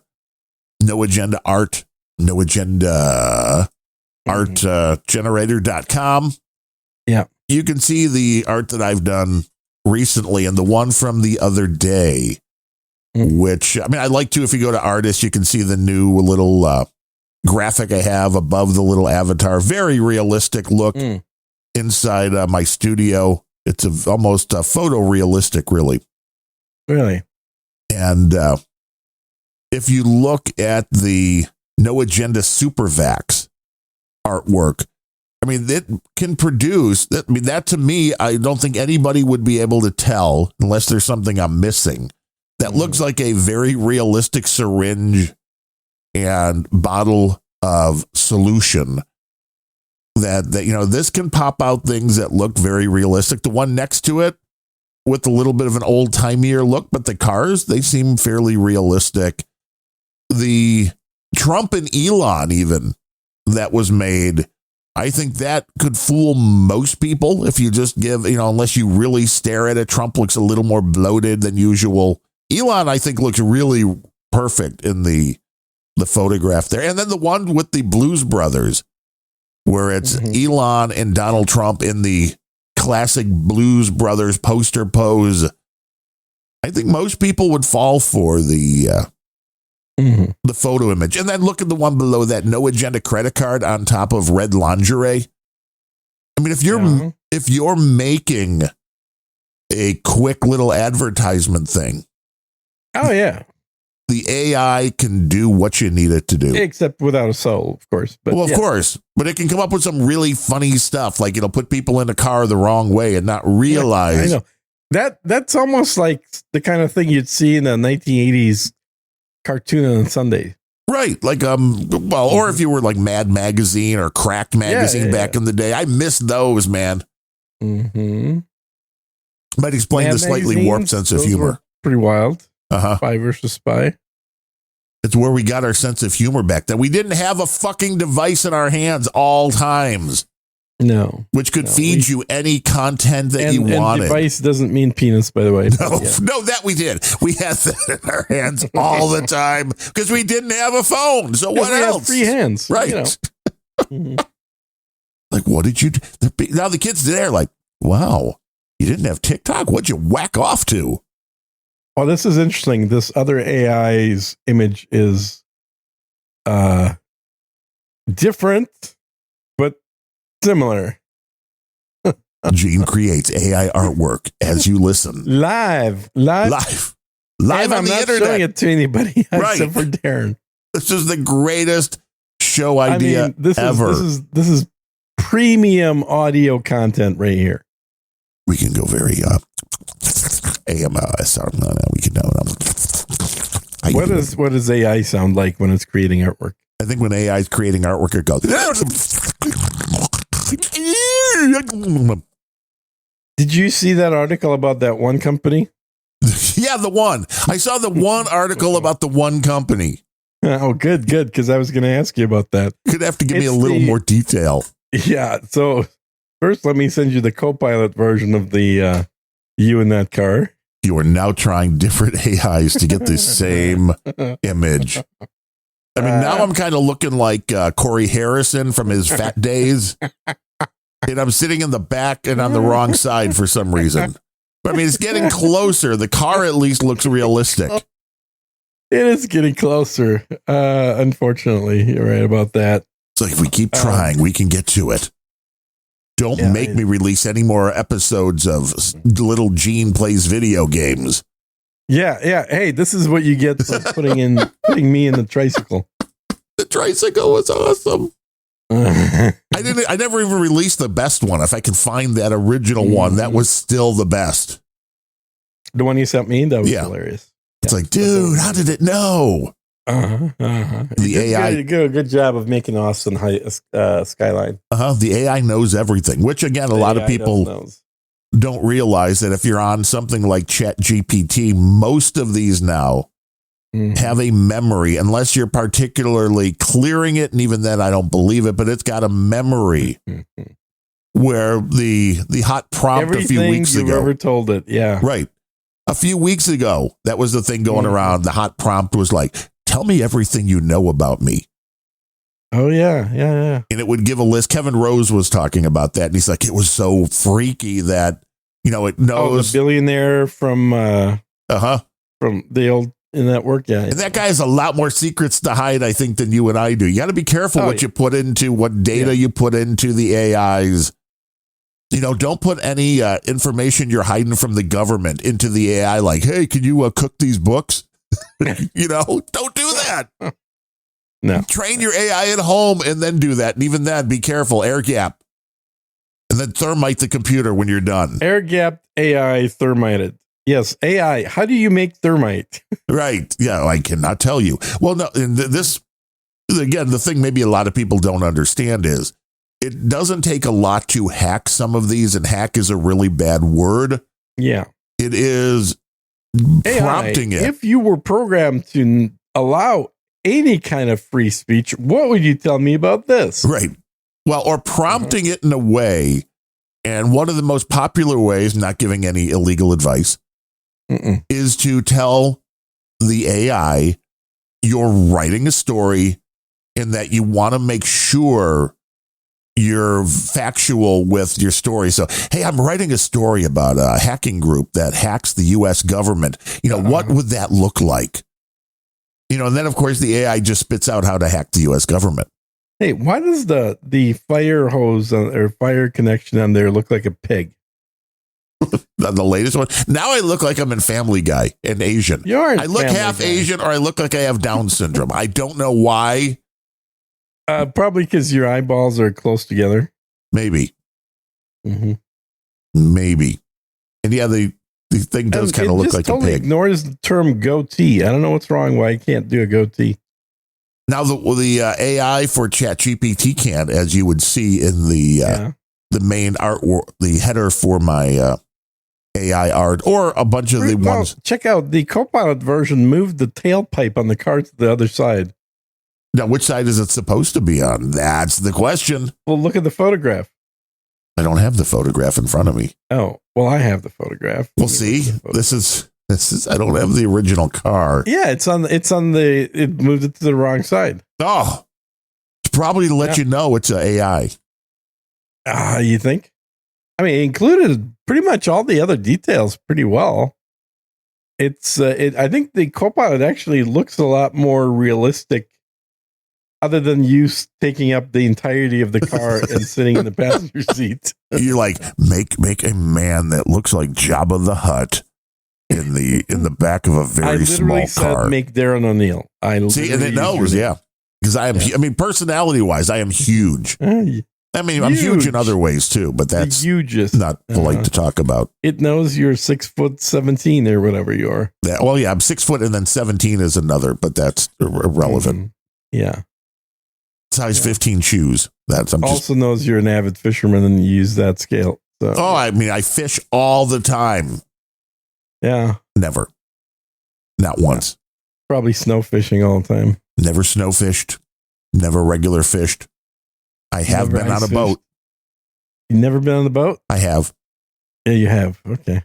Never a cruise ship. Biggest boat was probably on a cigarette kind of type boat, little smaller, down in Miami. Mm-hmm. Back when my fun uncle was still alive. When your farm uncle? Fun uncle. The one that, got rid of his old wife and married a hot younger. Oh, that one. Yes. Yeah, the fun uncle. The fun uncle. Yes. The one with the wife you could watch. Everybody needs one. Mm-hmm. Mm-hmm.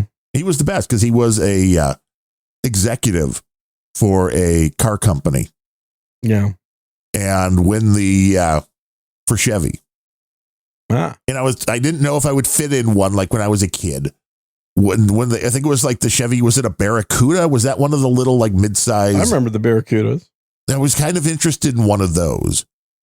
And like we went in, and then it really wasn't a great fit, but I was like, maybe be close. Ooh, I got like 24 people liked my post replying to Musk's post. Ooh, you're getting some. Ooh. And he had sent me back then my fun uncle. Oh, fun. For the Chevy cars. Let's just call him your Funkle. The Funkle for the Chevy cars that I was interested in. He sent me the actual dealer invoices on those cars. Nice. So when I walked into one and I'm like, here's what I'm interested in. Well, I can't do that. I can't do that price. I'm like, well, here I know this is what your cost is. And they looked at it. Mm-hmm. Where'd you get this?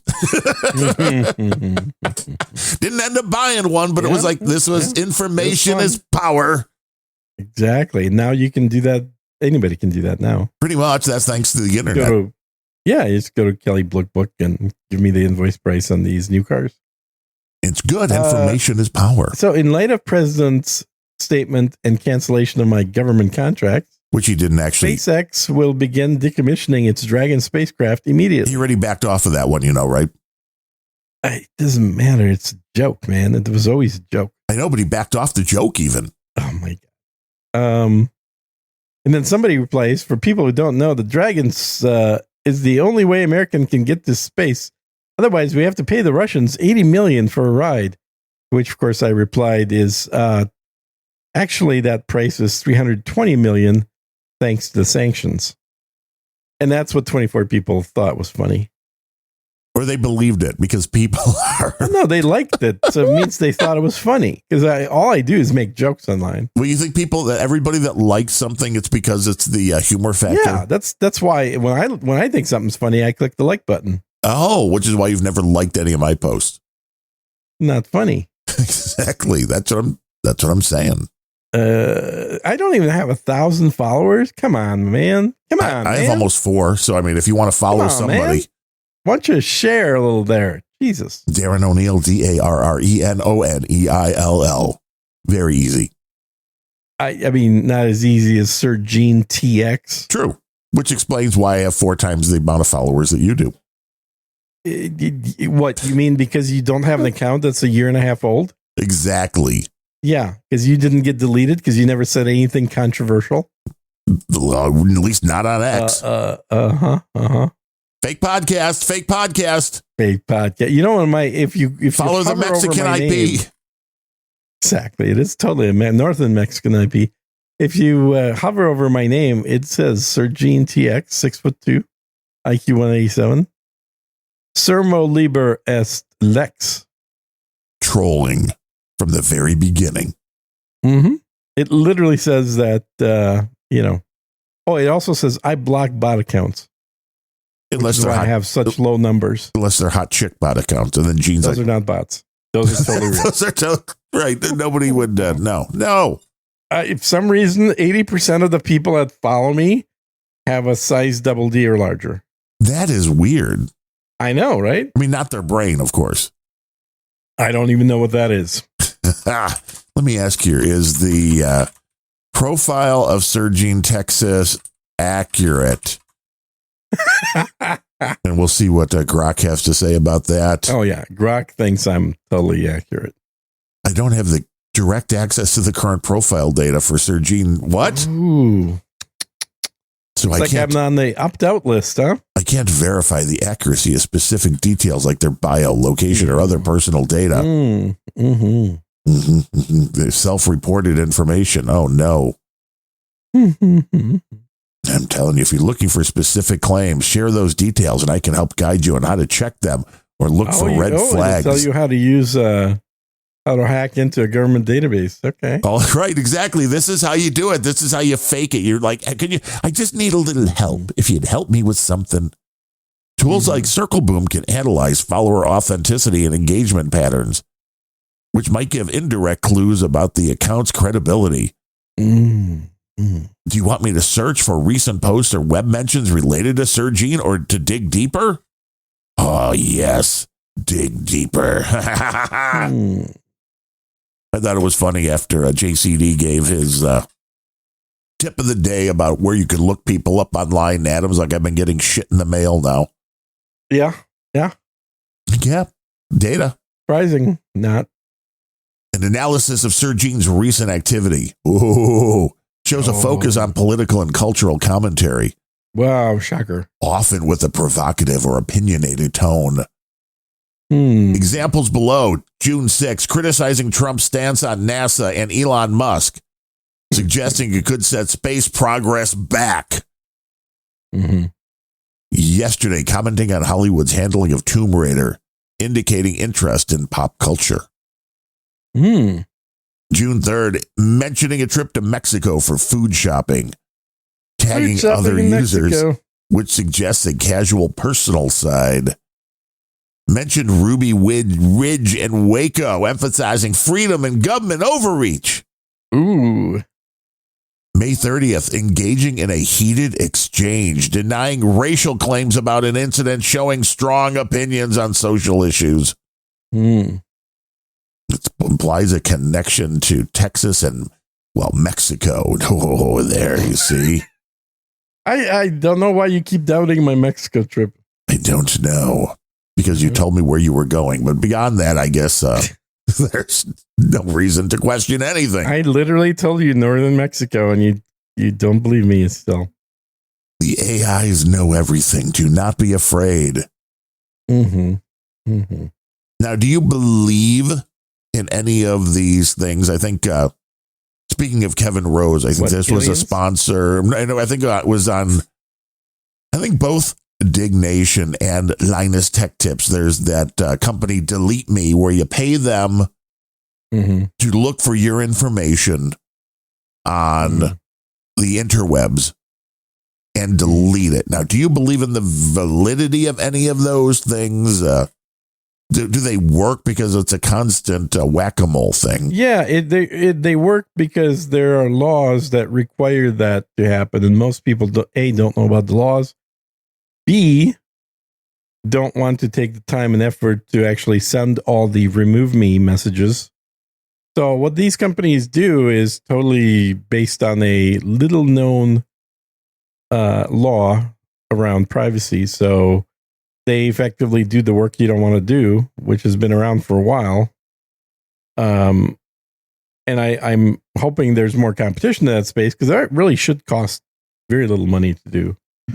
So, yeah, they work. Right. It should be kind of a set up and forget it kind of a thing. It should be something that you can buy as an AI package where you just put your information in and then it does this on a monthly basis. It sends the appropriate form letters to anyone that is found in the contact record of the DNS of a site that mentions you, essentially.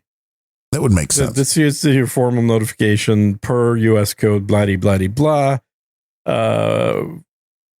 Pursuant to this code, you shall remove all mention of this person identity, blah.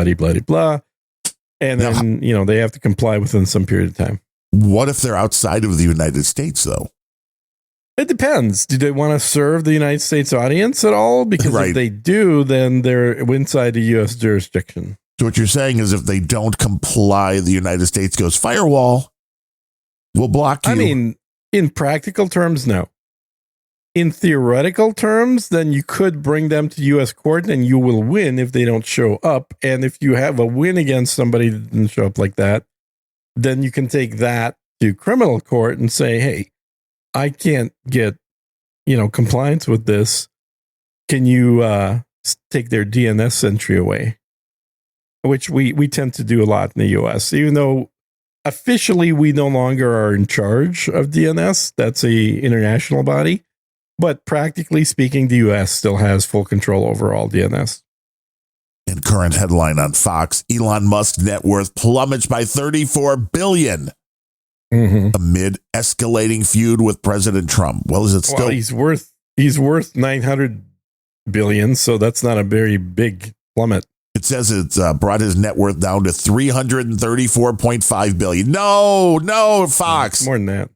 Yeah, but if you're going to put 334.5, you just put 333. That's where you go. Come on. And he doesn't plunge by 34 billion. It should have plunged by 33 as well. Where are these people getting their information? Yeah, what's wrong with these numbers, man? But today, Tesla up $16.35, up 5.75%. So you should be donating to the show. You're making money left and right. Yeah, like $18. Woo!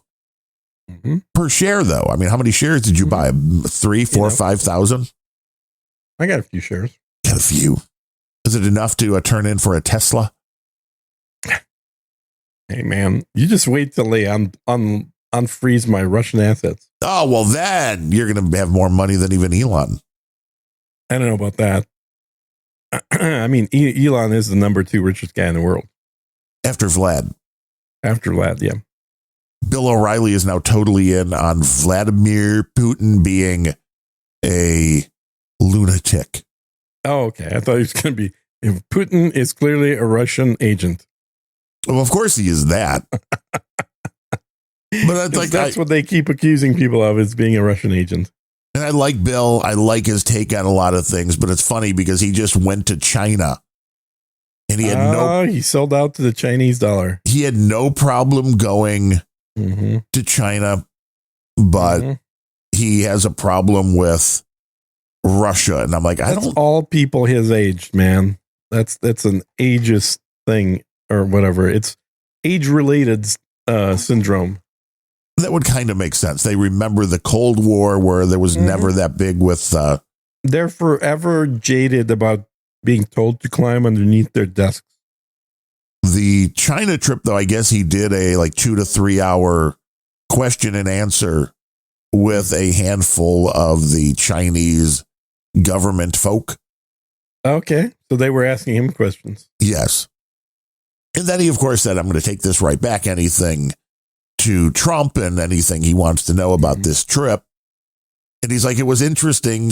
He's like, when you got to the customs, he's like, the first question, when you leave, it's like as you're walking in, it's like, when you, so pretty when, racist. Exactly. No, I was just doing a bit.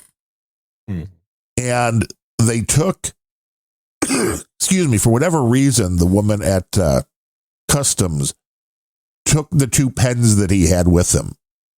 And he's like, I'm a journalist. How will I write things down? And she didn't care. She took the pens. Those were souvenirs. Probably. So he's like, he goes and he's given this talk to these whoever. And he's like, I know people were watching on closed circuit, which were probably the even higher ups.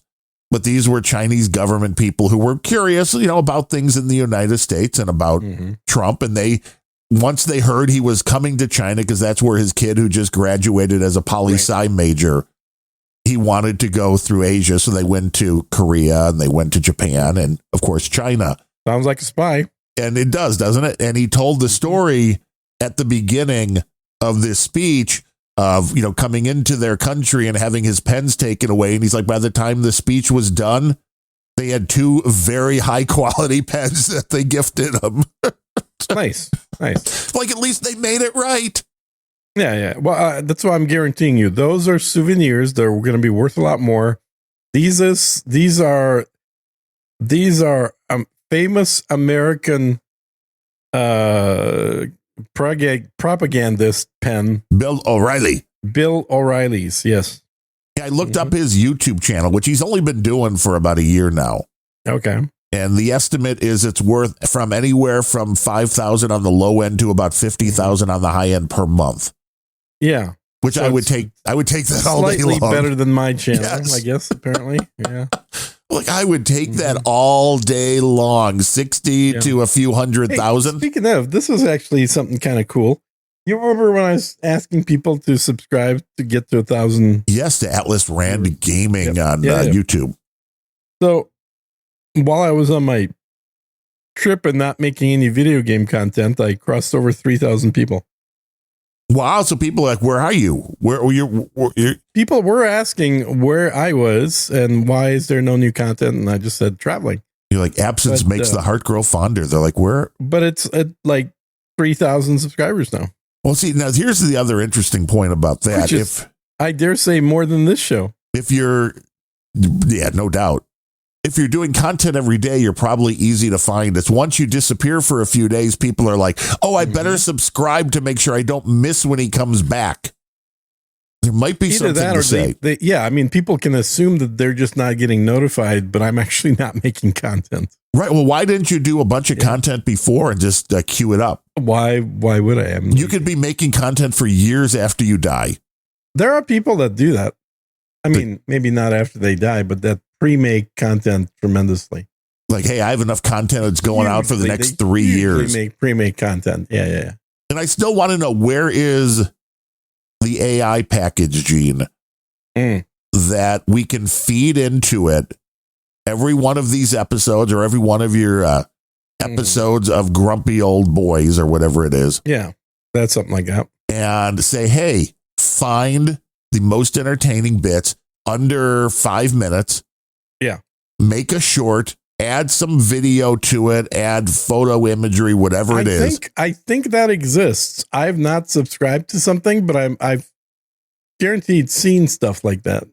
Because if that exists and it works to drive the base up of people subscribing, that would be well worth it. Because really, we do 2 hours and like 5 minutes are gold. Yeah. I mean, the other hour and 55 minutes, questionable.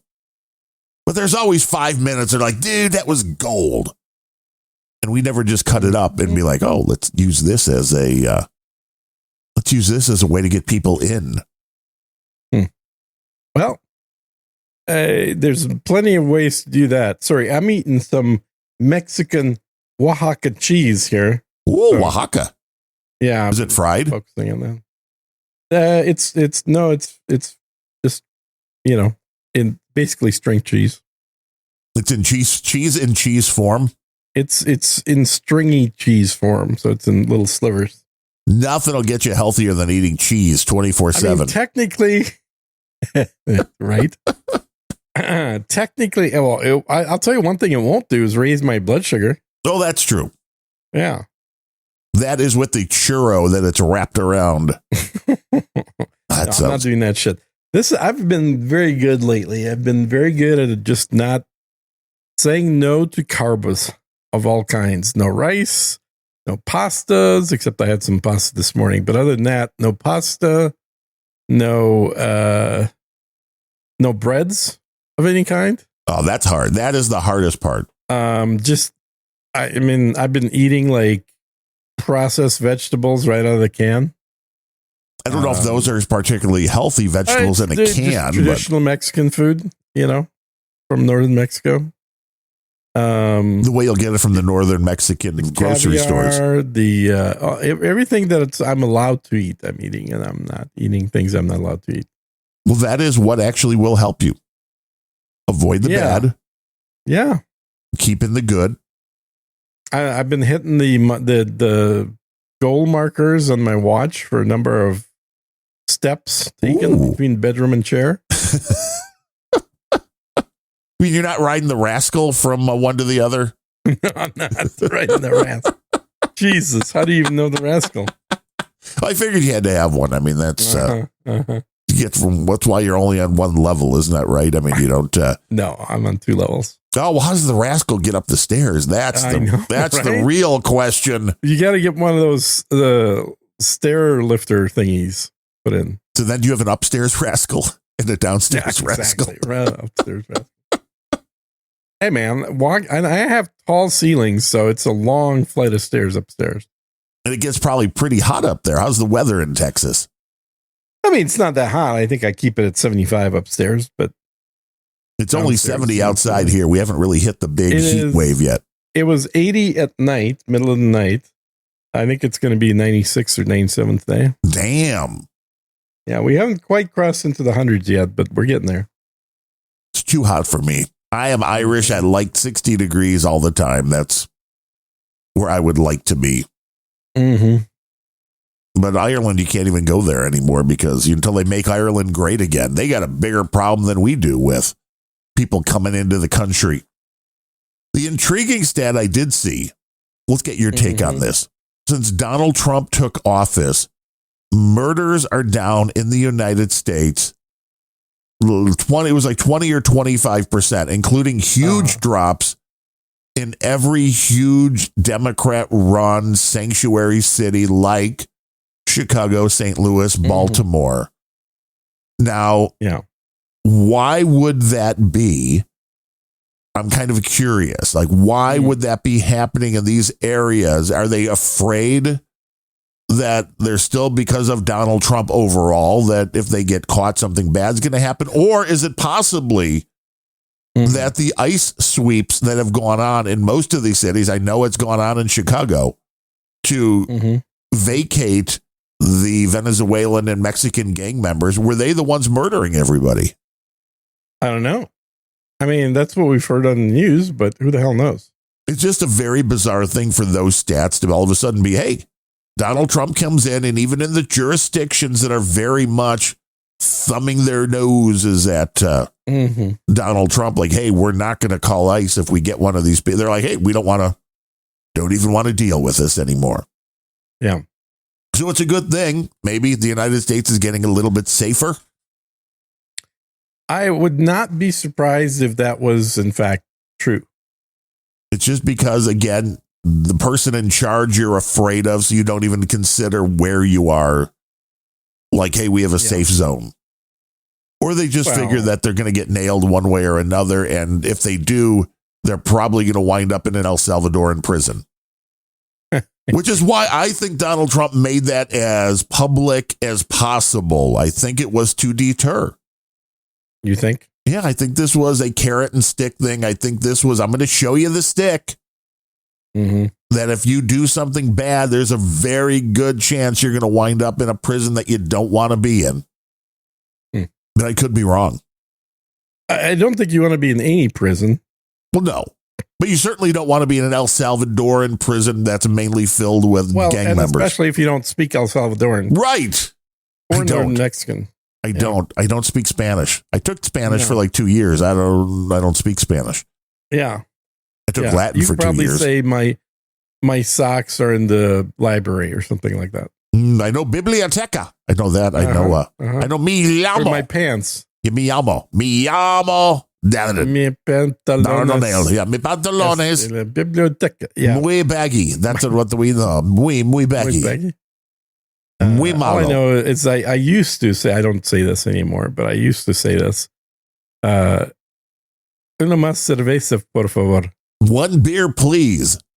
Mm-hmm. One more beer. Yes. And there's always more. I mean, at least you said please, por favor. I always say please. Por favor. Yeah, I remember one time I was in one of the Central American countries and I had ordered té con leche. Costa Rica. Which is, tea with milk, right? Because that's what you do when you're down in northern Mexico is you drink tea with milk. It's kind of a traditional thing. And the dude brought me out a glass of hot milk and a tea bag. Fuck you, gringo! Pretty much. She's like, you do not respect our cultural ways. You got to learn. I guess. Yeah. You got to learn that one way or the other. Mm-hmm. Mm-hmm. It's always nice to be polite. Less chance somebody's going to want to stab you in the back. Respect the culture. Respect where you are. So not bad advice. Yeah. So where's your next trip down to Mexico? Are you still there now? Yet. I don't know yet. No, I'm not down anymore. I'm back in Texas. You didn't have a problem coming back over the border? Surprisingly, it was wide open. There were nobody in line. I don't know what's going on there. Nobody trying to sneak in anymore. No, it's weird, right? It's like there's something new going on in this country. Mm-hmm. And Elon's watching everybody. Mm-hmm. Mm-hmm. He wants to use his satellites to spy on you. I think so. Are you using Starlink right now? No. You should be. Should I? Make Elon's stock continue to go up in price. Mm. Have you jumped over his fence anytime recently? Have you tried flying your drones over Elon's fence to see what happens? No. Elon's fence is protected by Joe Rogan, so I'm not going to be flying anything over there. You don't want to mess with Joe Rogan. You're like, Elon I'd mess with, but Rogan. Don't mess with Joe Rogan. That guy's crazy, man. He is crazy. I mean, No Agenda was talking about you flying drones, and I wasn't aware that you had a big drone army. What are you flying lately? I mean, I don't have a big drone army. And, but like I said, thankfully, we were able to get DJI to be banned in Europe now. So there's no more drone parts that are going to be going to Europe. So you Which get more here. Everyone says Ukraine's been building drones. They've got this drone factories. Bullshit. What they've been doing is duct taping explosives onto DJI drones. That is what Ukraine's been doing. So when they're talking about these drones, because this is something else that I don't think a lot of people understand. When you talk about the United States government using drones to go into Pakistan or something like that, they're basically small airplanes that are autonomous. Well, okay, there's different types of drones. Right. There's not the little ones. There's the airplane-looking drones, and there's the quadcopter drones. Big difference. Almost all the drones used by Ukraine are the quadcopter drones. See, interesting. I would have guessed the other way just based upon the alleged damage that they have been doing. You could strap some good explosives to a drone with a quadcopter. You don't need to have an airplane-looking drone. Airplane-looking drones are actually easier to kill, too, because they have to fly with aerodynamic principles in mind, so they're in a more of a straight line Right, they fly more like an airplane. Are all over the fucking place. Well, this is my question, and I don't want this to happen, and it's not like you're giving people ideas that they don't already have. Mm-hmm. But why have we not seen a quadcopter drone explosive payload at a crowded event in the United States, concert, sporting event, whatever? Because you need a license to fly one here. They used to. You used to not have to have a license. It's so hard to get the drones. It's not hard. They're not cheap. They're certainly a lot more expensive here than they are in other countries. Well, yeah, but if somebody wanted to do damage, my most expensive drone was $5,000, and that was a DJI Phantom 1, I believe, which was a large drone capable of carrying a DSLR or up to 2 kilograms of Semtex explosives. Now, how far, what kind of flight time do you get on that? What kind of range do you get on one charge? So back then, it was about half an hour. Now it's probably more like an hour. And that's a lot. So that's a pretty big range if you can fly for an hour, even if you're only going $5,000 drone. They're mostly using the cheap ones that are under $1,000, which have about a half-hour flight time and much smaller capacity for explosives, but good enough to take out a vehicle for sure. I don't even think you need the explosives. I just think you need a drone that comes down in a very populated area, again, concert, sporting event, that sprays something, even if it's not dangerous in any way. And people would be freaked out enough. I read. I'm trying to remember what book it was. It was one of these like Tom Clancy knockoff books where there was an event it might have actually been a Tom Clancy book for all I remember, but there was an actual event at a sporting event where the drones were spraying cyanide gas. So you're not inventing anything new here. This has been done before. So the question is why? Why? Been a movie made about that book. Yeah, so why hasn't it ever been done? I've never heard of a drone. I believe I'm right here. I've been pushing the buttons on my memory computer. Have you tried the B12?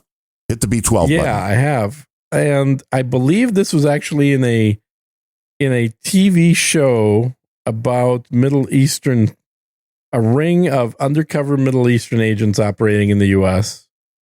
It was called, what was it called? Dateline? Nope. It was called 60 Minutes. They're basically like these guys that are all working for the terrorist cells that are living in the U.S. as productive citizens. Sleeper Cell? Yeah, Sleeper Cell. That was probably it. Check out Sleeper Cell. I believe that is where I'm remembering the episode was spraying the stadium with gas. And there should be a show called Sleeper. I mean, I don't know if there actually is, but it would be a good name for a show. What? Sleeper Cell? Yeah. If there doesn't exist, sure that's the name of the show. We should create it. It is the show. Just look up Sleeper Cell, dude. I thought you already did that. Just look up Sleeper Cell. No, I'm just using my brain. I'm doing theater of the mind. You're using your brain to read my mind again. Yes. Bastard.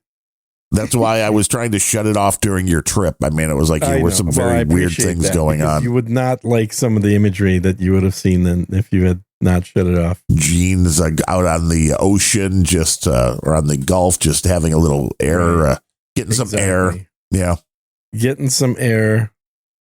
A lot of meeting rooms, but mostly air. So on your last Sleeper Cell, you should look it up. It came out in 2005.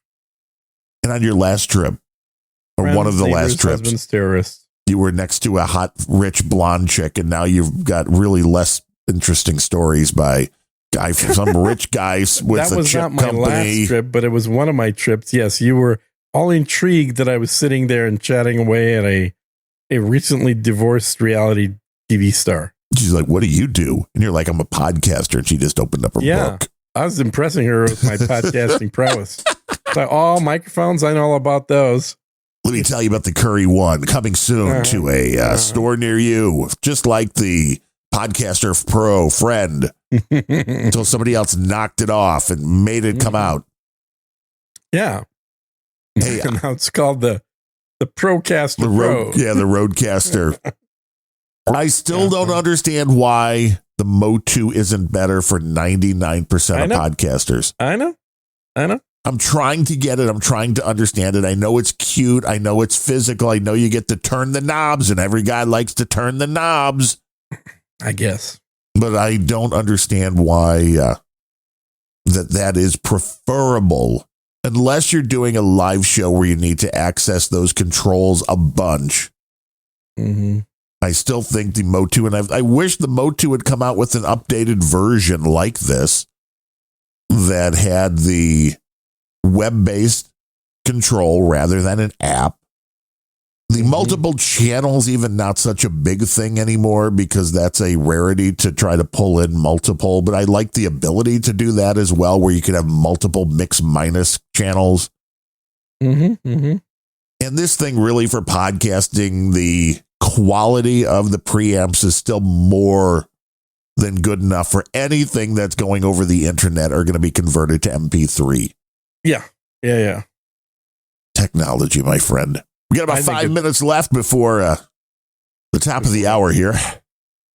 And before podcasting 2.0 comes on to the mighty No Agenda stream. Telling people that like soon you'll have a show that you actually want to listen to. They're like, wait, what is this? Isn't podcasting 2.0 we've been listening to? No, you're listening to Unrelenting. This is totally Unrelenting you're listening to. Ha, gotcha. JCD is always correct when he says shows never give their information enough. So if you're on a streaming platform, somebody might have been listening to the show for an hour. Forward. And they're like, what is this? We don't know. It's like, well, this is Unrelenting, unrelenting.show. Unrelenting.show. God bless you, sir. Goddamn cold in Mexico here. Oh, you got another Mexican cold? I mean, Texas. Texas cold. I got a little Mexican cold going on. Got something. Got a little something. And I got another boost from CSB who didn't want us to read the last one. Now he wants me to ask you a question. Uh-oh. Ask Gene about fasting. Well, you haven't done that in a while, have you? I do it every year. Wait, okay. Often. Was that a year ago when you did the all meat all the time? Or no, you did nothing. That was like 5 years ago. I did meat, nothing but steak. Not just meat, but nothing but steak for 60 days. Now, the last time was an actual fast, and you made it, like 6 weeks or something? No, it's not that long. No, I do it every January because it's convenient in the new year. And this year, I did 6 days. I was shooting for 7. Oh, I thought you went a lot longer. Were you lying? No, last year, I went for 11 days, and I was shooting for 10. What about 45? Can you do 45 days? The longest I've ever done is 2.5 weeks. Were you hallucinating by that point? No, God, no. No, after the 4th day, every day after that is exactly like the previous day. Do you need to fast, CSB? You don't have any cravings. You don't really, everything's normal. The only thing you really are missing is you're missing that sort of, spunk in the morning of just like having a lot of energy. Gene likes a little spunk in the morning. That's something we didn't need to know. Yeah. So you're missing that initial little spurt of energy. But other than that, you're pretty much good to go. You feel, not tired, but just not energetic most of the time. But you don't really notice any downside. I don't notice. And look, if a skinny person were to fast, it'd probably be a different experience. Well, yeah, because they might be dead in like a week. As not a member of the skinny person class, I will say that fasting for me, the only hard part about it is the first 3 days, because you're still thinking about food. After 3 days, you don't think about food anymore. You're just used to not eating. By the way, because I know people are curious, if you don't eat, do you still poop? The answer is no. What happens to your colon? Are there problems? No, your colon is just fine. It's just sad, not being used, so it shrinks. It's like sad, like becomes smaller. Nothing coming through here lately. Your colon is just like a garden hose. What happens to a garden hose when there's no water in it? It shrivels up and then eventually cracks. And eventually cracks. Yeah, that's exactly what happens to your colon right there. Exactly. Yeah. So you have to eat a little something. And then when you start eating again, the colon's like, oh, shit. Now, the thing that's become more popular recently is not really a fast. It's something people call intermittent fasting. Oh, right. During like the day. I've also done a lot, but not right now because I just had some Oaxaca cheese. Oh! But quite often I will only eat once a day, which means I'm fasting for 23 hours per day. If you have one meal, presumably it takes you an hour or less to eat it, which means 23 hours between meals, which is technically a fast. And when I first started doing that like 15 years ago, I definitely lost weight. But after about a year, my body just got really used to only eating once a day. And I not only did not lose weight, I could gain weight even on one meal per day. It is weird how your body rewires itself. Well, it does. Well, and the diabetes doesn't help either. Well, of course not. Mm-hmm. Elon will come up with an implant that'll help you with the diabetes. Well, I mean, I've already got the monitor stuck in my arm pretty much full time. Do people know that if you donate enough, you can access the monitor and see exactly what Gene's sugar is? Yeah. It's you can see get a real time read of where my blood sugar is.